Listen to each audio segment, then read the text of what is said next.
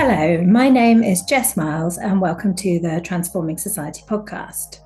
Today, I am joined by the wonderful Danny Dorling, Professor of Human Geography at the University of Oxford. Danny's forthcoming book, Peak and Justice, contains some shocking truths. By 2024, a majority of parents in the UK with 3 or more children were going hungry to feed their families. Children in the UK are becoming shorter, and childhood mortality has been rising. Britain has never had as many spare empty rooms as it has today, and has spent more on private education per capita than any other country in the world. Most of the poorest people in the UK are in work, but work pays so badly that almost half of UK adults are not taxpayers, and those surviving on the least in Britain now have living standards lower than their equivalents in most parts of Eastern Europe. I could go on. Despite all this, in his new book, Danny is arguing that it's worth having hope that transformation is possible, and that we are, in fact, at a moment of peak injustice. So we're recording this podcast just around 2 weeks before the general election in the UK, and we're in the very, very fortunate position of being able to bring you Danny's thoughts about the election, what matters, and how we can make a difference.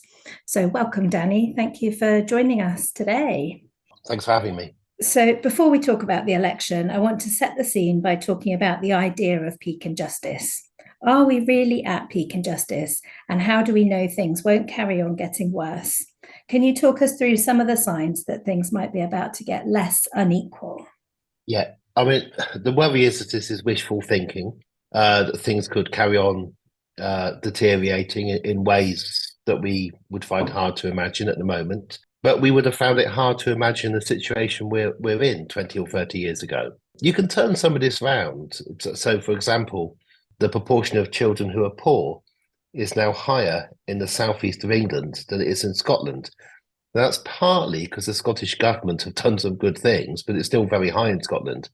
But nobody would have believed me 30, 20 years ago if I'd said that the southeast, excluding London, would be a place where you're more likely to be poor as a child than Scotland. So I won't dwell on what could happen if it gets worse side. The signs of it not getting worse in terms of one part of injustice, which is inequality, pay deals in the last couple of years being progressive. Right. For the first time since really the 1920s. The highest pay increases, certainly in percentage terms, being for the people who paid the least. Lower pay increases for people who paid the most. So if you look at civil servants, all the pay cuts have been that way. Top civil servants have had a 25% pay increase over the last decade or so. Lower grade, a 12%. Now, everybody's worse off in real terms, but the gap is narrowing. And that hasn't been seen for almost a century. So there are various signs that something odd is going on. We have extremes of policy. If you want an example of an injustice which isn't about economic inequalities, we've been debating for the last few years about putting people on planes, essentially because they're black. Let's be honest about it, it's a racist policy, only to get votes, not because anybody involved thinks it'll have any effect whatsoever or deterring anybody or doing anything. Purely racist policy, dog whistle politics. And when I was growing up in the 1970s, the slogan of the National Front was send them back to Africa. This is why I write Peak Injustice. I challenge anybody to say these things are not a greater amount of injustice than we've seen for decades. But there are hopeful signs, not least an election where you would hope, if the predicted result comes out, that the incoming government is going to turn some of these things around. Not least because they have often in the past, the people who are likely to win have said they don't agree with this. At the moment, they're keeping quite quiet because they want to win votes. But it would be truly shocking if Labour were to win and were not to reverse some of the things that have been occurring recently. Yeah, wouldn't it? So it's almost that things have got so much worse than that it almost creates a bit more polarization, and then you get that flip-flop. Yeah. There's almost a statistical thing in that it's, if you're the child in a class of 30 and you're doing really badly in school and you're the worst in that class, well, the only way is up. Right. Or statistically, there's a lovely social scientist based in Bristol called Peter Townsend. Actually, he published it with Policy Press at the beginning. He did. And Peter identified 10 areas at the end of the 70s that the government needed to invest in because they were very poor. Mm, and it never did. But 5 of them got better anyway. Because if you identify the 10 poorest areas, by mm. chance, some will. And in a way, Britain is in such a dire situation as compared to any other country in Europe that it actually requires quite a lot of effort and work to make things as bad as this. It Gosh, doesn't happen by chance. that's quite both incredibly bleak and depressing, and also hopeful at the same time. So, Yes. yeah, obviously, policy isn't enough, and we'll talk about that later. But let's talk about the election and the election manifestos in the context of injustice. So, from what you've seen, how far are any of the parties actually going to go to address injustice? And are there any standout policies or things that have surprised you in the manifestos? The standout is what isn't there. Right. The standout is, to me, the standout is that there aren't clever little clauses which would mean that if a party was to win, particularly Labour, was to win the general election, they could tell the House of Lords, look, this sentence on page 17 means we've got a mandate to do this. Like the Okay. manifestos are unbelievably bland, don't make commitments such as reversing the two-child policy clearly, even though everybody thinks that that is what any different government would do. Or even, okay, incredibly unlikely, but even if the Conservatives will return to power, you can't have a majority of children in larger families going hungry because of your government policy. Yeah. Um, but it's what's missing from the manifestos, the blandness, which is, I think, most surprising to me. Interestingly, the Green manifesto looks very like Labour's in 2017 and 2019. Doesn't it? Yeah. Um, yeah, Yeah. and the other surprise to me, maybe it's my scepticism about. I always wondered why the Liberals picked Ed Davey, but if you've seen the videos, the more we found about Ed Davey as a person, it's quite nice to find that there's actually a nice politician. He's very Um, likable, isn't he? he's likable, Yeah. and again, the Liberals have got a space again where they can be a bit more progressive over what they say. But Mm. they had that space before in 2009, but then joined a coalition with the Conservatives and did all the cuts and Yeah. increased student fees, having promised to abolish them. Yep. Yep. So we're in a very sort of sceptical. Mm. Well, the big hope on the left, the left half, put it really crudely. The big hope is, well, we know that Keir Starmer repeatedly says things which are not true. He breaks his promises. He says he right. Mm. Everybody knows that. I mean, Keir must know that. Mm. But everybody expects him to do things that he hasn't said he'll do that are good because he serially lies. So, Yeah. but it's what a sad situation to be in where your great hope is that the person who you think is going to win, you hope is still lying. But that is to sum up the peak of the sort of sad situation of a country. Yeah. That is the state that we're in. And that'll be for the majority of the voters. Majority of voters in Britain who vote always vote progressively. They vote Green, or they vote Left, or they vote Liberal, or they vote SNP or Plaid Cymru. Right?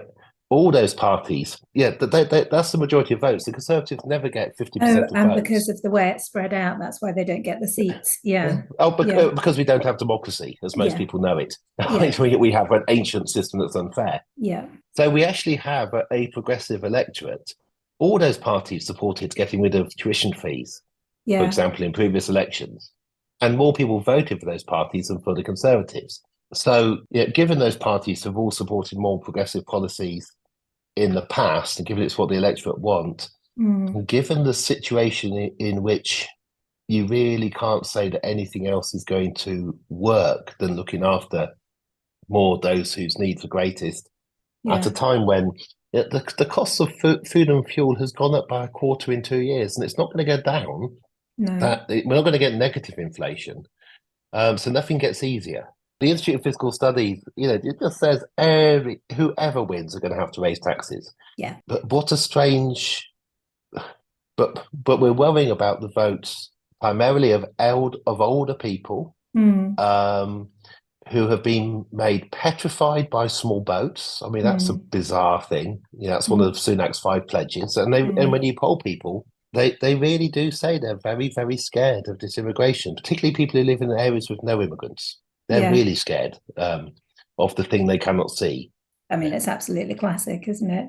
And also, this is a side, but people are really scared of paying taxes as well, aren't they? Yeah. Or people are Yes. really scared of tax rises. And I think probably for a lot of people, that might be what the vote comes down to. And obviously, it's been in a lot of the debates and everything.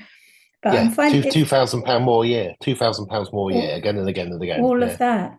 But there's this kind of, it's like people don't want taxes to go up, but we also want good public services. And it's really, I don't really understand why people don't. I suppose it's a lack of trust, isn't it? People don't quite believe that by paying more tax, the public services will Yeah. improve. It's a lack of, we've been taught that tax is theft rather than that the point of tax is it's pooling the spare money, the money you don't actually need for things from people who can afford it, Mm, to spend it more efficiently than interest. But we've been taught repeatedly it's theft, taxpayers' money, yeah. constantly being used. And the thing that's more plausible is that those who take the tax will not spend it on things of interest to us. So it's a bit like life under the Ottoman Empire, where you knew, you would avoid trying to pay your taxes. It was just rational not to pay your taxes. And classically, those countries that were governed by the Ottoman Empire had a history of not paying taxes. Mm, And then finally, they take tax for your electricity bill, so you get no electricity if you don't pay your tax. yeah. But there are other countries in Europe where paying tax is actually popular when we ask people about it in surveys, Mm, because they can see the uses to which it's put.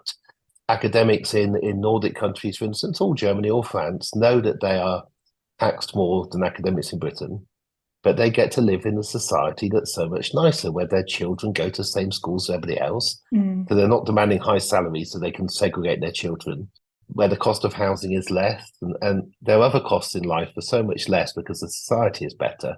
mm, But the higher taxes are actually not a burden. It's the opposite. That by paying higher taxes, they have a better life than they would if they paid lower taxes. And they're clever enough to work it out. Enough people, a majority, to vote for the politicians that tax them more. yeah. And it's the case every country in Europe, apart from Ireland and Switzerland, taxes higher than we do. Our taxes are at a 70-year high, but they're still very low. Um, Yeah. Ireland and Switzerland only look low because they both have inflated GDPs. Ireland has a lot of American companies based in it, so it looks richer than it is, and the Swiss have pharmaceutical companies. I can't, so I'm not making these statistics up. You take those two countries out for a reason, and we are the lowest tax and spend country on the continent.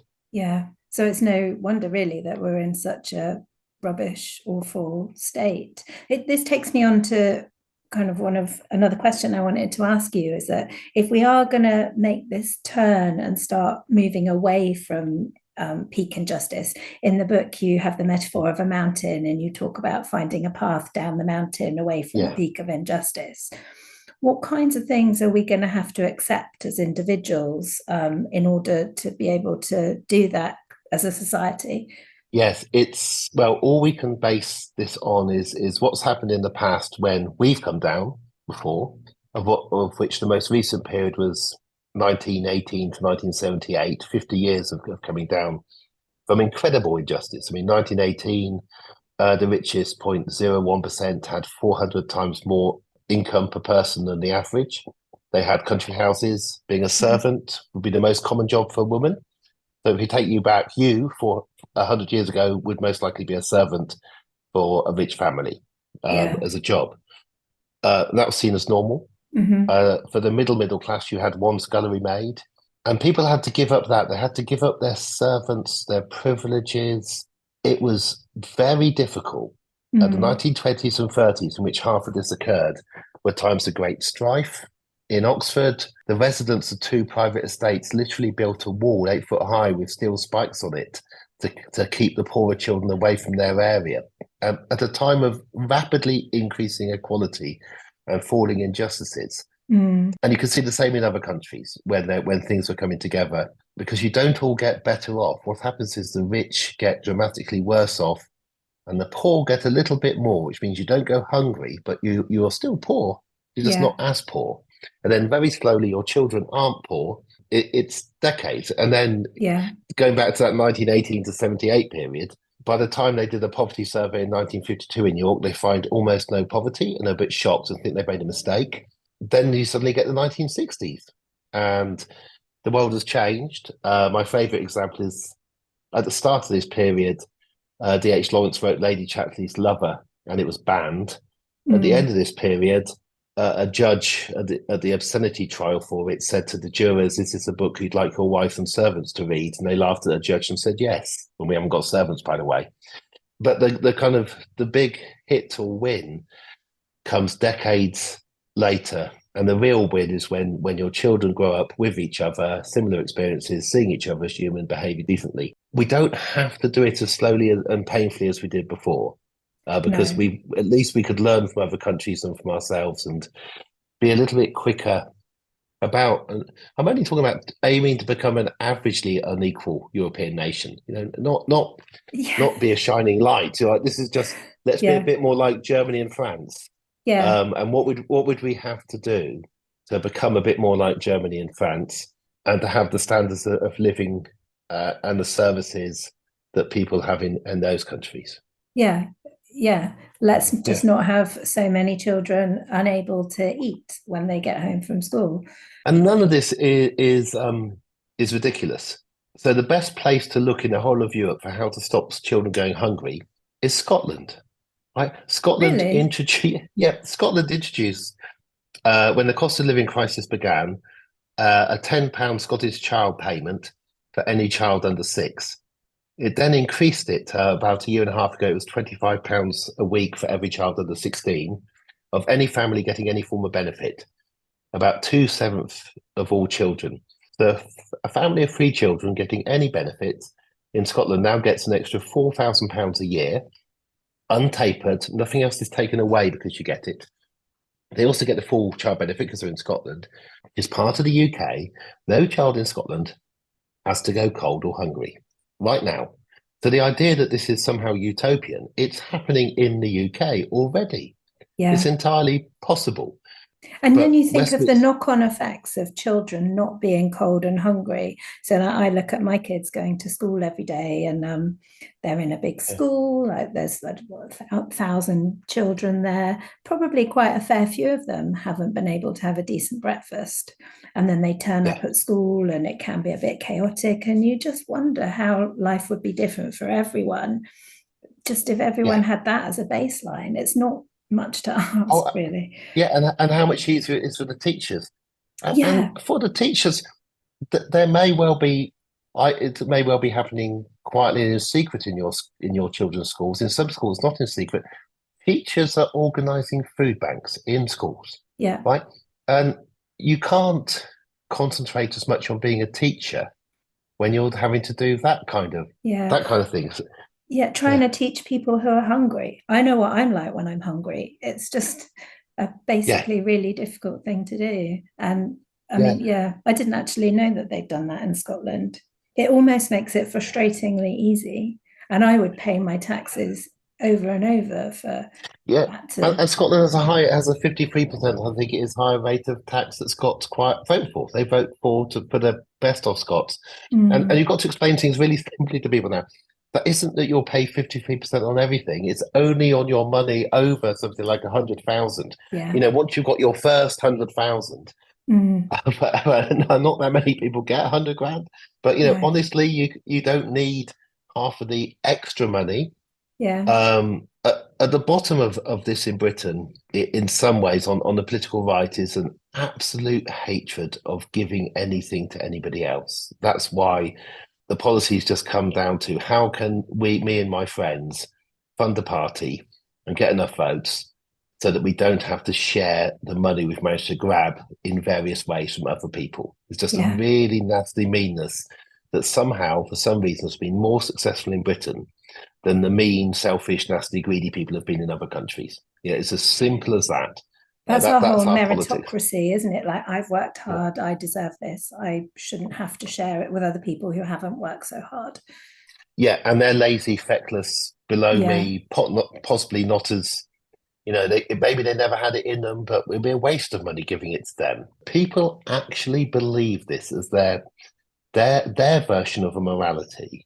Mm. And you've got to understand that's what you're up against. This kind of selfishness exists everywhere. Mm. But at sometimes in some places, it becomes the dominant narrative. Mm. And then you've got to find a way of how do you sell this to enough people to vote for it when they don't have enough that much money. So you've got to give an idea. One day you might have that money. So you need to be against inheritance tax just in case you become really rich. Or Yeah. you've got to sell so many fears and Yeah. lies. And they become hard to sell. So then you have to find something else to get people to worry about and not Like think. And so the that's when you migrants and the boats and exactly, yeah. yeah, the migrants, the boats, and they're all coming to get you. Yeah. And at the end of the day, if you do this enough, you completely wreck a society. If you keep on doing it and you're successful, Mm. you end up with a fearful, unproductive, unhappy, cold, hungry, miserable, selfish Mm. society in which things fall apart. And that's That's where that's we what are. we've managed to achieve. That's what we've achieved. Yeah. Yeah. When we were talking, when we were preparing for this podcast, I was talking about what you would say that the next government had to do to start mapping this route down the mountain away from injustice. And you said that they have to actually want to do it. What did you Yeah, mean by this that? is my fear. My hope is that they're just being politically very clever and That's what we were hiding their saying. actual Yeah. desire. That's what I'm saying. My fear is that they don't realise enough people at the top say just, well, I mean, be honest, but at the top of the Labour Party, enough people at the top of the Labour Party do not realise how bad it is. Mm. And honestly think that a little more economic growth is all we need and somehow we'll get it because they're in charge rather than the other side. And they're so good at looking as if they believe it when they say that you sometimes think, oh, you might actually believe it. And the danger is that what will happen is Labour or a coalition with Labour will take charge. Within a few days, they say, we've seen the books, they're much worse than we thought they were, which is a bit of a lie because they're just open anyway. You can all, you don't hide the Yeah. government accounts.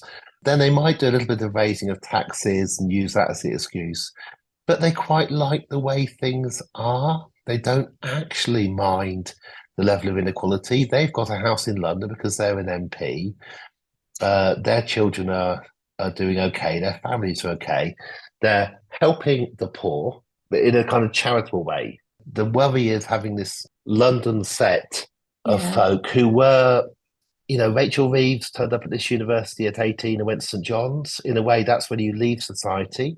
Mm. Keir Starmer says a lot about how he could only go to Leeds because he got a government grant, but then he chose to come and do his masters at Oxford. So he left society at 21, 22. Mm. My worry is the effects of my university on helping young people leave society, leave normal society. Tony Blair came to St John's, Liz Truss came to Merton, Sunak came, I think, to Lincoln, Johnson came, was it to Balliol probably, Cameron came to Brasenose, Truss came to, they all came here. Yeah. And you come to Oxford and it's easy to think, oh, I'm poor because you meet so many rich people, but you actually join an elite and you can. That's my worry. My worry, I would like, if only a few of the people at the top of the Labour Party hadn't been to my university, I would have a bit more faith. I've had conversations with people in this set, lovely people, progressives, who have asked me, how much money do you need to be in the 1%? And I tell them, well, as an individual, it used to be about 120,000 income, you'd be in the 1%. Mm. And literally, so very nice person, oh, no, that can't be true because that's what our daughter gets and we're having to help her so much. Wow. Right. And Yeah. yes. And that's somebody on the left. Yeah. That's somebody on the left. And Yeah. this, Yeah. this is the problem with a divided society. And, I'm almost breaking taboos by discussing this because we're not supposed to. It's almost Victorian we're back into It's of almost ways when of you were talking earlier about the people having the servants. So you have the lords and the ladies and the servants. Not yeah, that and we people are have servants, yeah. but yeah. Well, then they're not anymore, but we have a new kind of so one way in which the thing that people most hated about being a servant was you couldn't have a family, you had to live in, so you couldn't get married, you couldn't have children Mm. while you were a servant. Now, a lot of the south of England, school teachers can't actually have a family. They Because they are in can't afford effect to. they can't afford to. So they at one extreme are servants, but when you order a pizza and somebody cycles on a bike and delivers that pizza to you, that is a servant. And on the amount of money that you're paid when you cycle those bikes, you can't start a family either.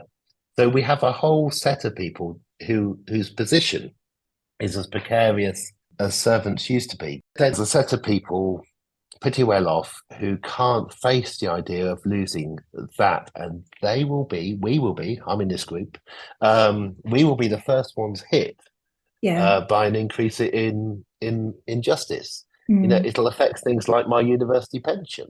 Mm. It'll affect my salary won't go up again if we become more just, which means Mm. it'll go down in real terms every last year I'm working. These are Mm. all the things that are absolutely now.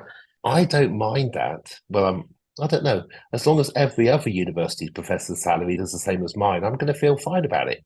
Right. Yeah. And that's why it has to be Yeah. national policy. Yeah. Um, Yeah. and particularly if people who earn a lot more than me are taxed more than me, I'd be over the moon, even if I'm paying more taxes than I pay now. But also, I want to see things get better for the vast majority. 96% of people in this country are worse off than me. They're Yeah. the people my children mix with. They're the people I mix with, not as much as I would at random. Um, and I don't want to spend my old age in some nursing home being helped by some absolutely impoverished person who's lived their entire life in poverty. And then my Mm. last year of life is with them and my struggling children who still can't quite get a mortgage. There was a nightmare scenario It's that worth for thinking well-off like people, that, though. It's like it's not just the short yeah, term of like, oh, I'm going to have to pay more tax next year if Labour get in. It's what does it look like right at the end of my life when I'm dying, and yeah, yeah, yeah. that's Yeah, quite a and the upper helpful middle classes. visual. Yep, and the upper middle classes, we're the ones who are going to make it. Well, I'm a bit fat and unfit, so probably for me it's 80s.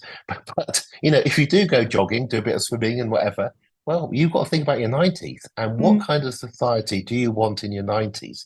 And you can see it now with austerity affected some of the best off worse because it was elderly people living on their own who relied on rural bus services, Meals on Wheels, adult social workers turning up because their children were in Hong Kong, LA. They'd been really Mm. successful. So haven't got your children next to you anymore. You tell them, "Oh, I'm doing fine, darlings. Don't worry about me." Almost always a woman because the man dies earlier, living on her own with a state that's no longer there, and you can't drive, and you're in a, you know. Yeah. So the irony, we did a paper on it, me and Lou High, my student.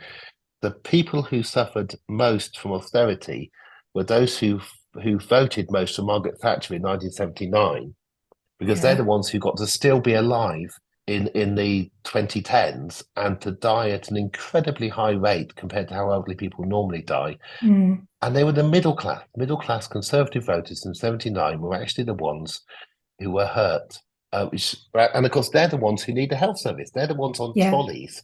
Yeah. In it, yeah. Yeah. And this is what annoys me. It's like this is not about doing it for the poor, right? Because the poor die young and yeah, it, Yeah. it's the state spends more money on the middle class than it does on poor people because we live longer and we use the education services more and we drive more on the roads. We actually use what the state provides more. Yeah, we need to be thinking a bit more long term about our own lives, don't we, when we vote and think about who we want in charge. I have a Yeah. couple more questions, and this is quite a personal one, really. So, the way Labour's changed, I think, has come at a price in terms of its more left wing policies. And when I was reading your book, I was thinking back to the defeat in 2019. And when that Mm. happened, it was obviously very difficult. And I felt like, okay, fine, the UK just doesn't want this kind of Corbyn policy. But when I was reading your book, it left me feeling for the first time since then that there's actually a really important legacy of that moment, and that the left does, despite some of the things we've said about the left just Mm. now, they do have a really important role to play now. They, we, whoever. Can you talk Yeah. about that a bit?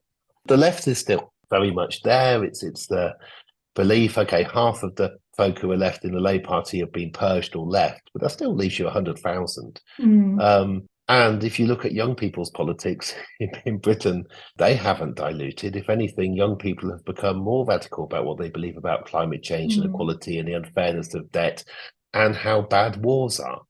So And what is the role of the, I can't remember exactly what it was you said in the book, but you said something about like the contribution of that group of people now. well, it's not the old socialist campaign group so much, who, although, at the last minute, Starmer had to let Diane Abbott stand because it became too obvious and too nasty. Yeah. She won by not saying anything. It was interesting to watch that. She didn't say Yeah. a word. There is a new young generation in their 30s and 40s of people who want a whole set of policies, some of which look very, very similar to what John MacDonald and Jeremy Corbyn wanted. And Mm. they're simply logical. And at the moment, they're very quiet because they're very well behaved, Mm. right? It's an amazing, the silence of the left, right? Which is a kind of loyalty to, you could shout now and say, this is terrible. There were people in Labour supporting private healthcare coming in, but you wouldn't necessarily be for the greater good. No. So it's interesting that it's more disciplined.